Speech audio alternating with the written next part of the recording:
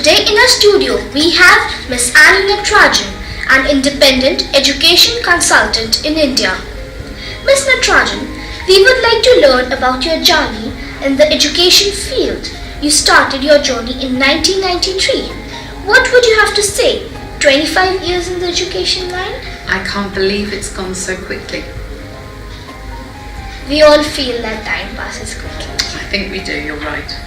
What is the biggest contribution you have made to education?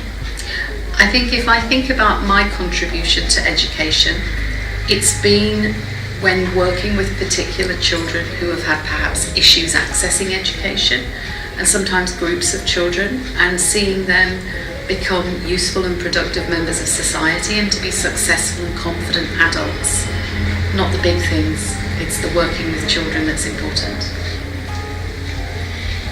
Have you dealt with the issues of classroom management and disruptive students? You worked in a pupil referral unit. Could you tell us more about it? So I think you've got two parts to your question. Have I dealt with disruptive students? Yes. Now, why were they disruptive? Usually, not always, but when children are disruptive, it's often because the lesson's not quite right for them to learn it. And in some cases, children are disruptive because of other issues that are happening outside of the classroom. So the answer is yes, I have dealt with those issues. Pupil referral units in the UK are small schools that children who have been removed from mainstream school, usually for behavioural issues.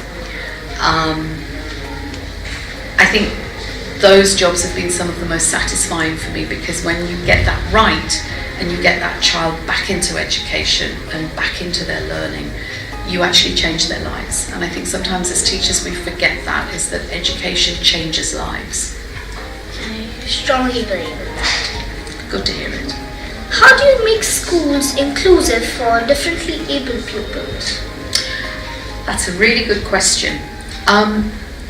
I think everything has to be with the child at the centre of it, and often we talk about differently abled children or children with learning issues, but in fact actually it's also important to sensitise all children to that, because if you're going to be inclusive, that means you're going to be welcoming and you're going to work with people who are different. Sometimes it's about the building, making sure there are ramps for children who have mobility issues. Sometimes it's about having special equipment in the classroom. Sometimes it's about teachers having training to enable them to help other children learn. So I think really to make schools truly inclusive, it's about everybody working for every child together. I would love to talk on and on to you, but due to time constraint, my last request is to say a few words for main goal of any teacher.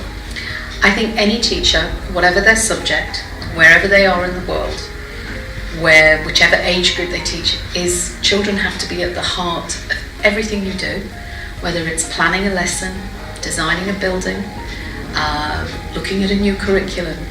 Everything you do has to be with the child at the centre of it. It was a pleasure talking to you. Thank you for joining us today. Thank you for having me in your school. I'm sure, ma'am, that your thoughts can inspire anybody to become a teacher. Well, I'm not sure about that, but the welcome you've given me has been wonderful today. Thank you. Thank you, ma'am.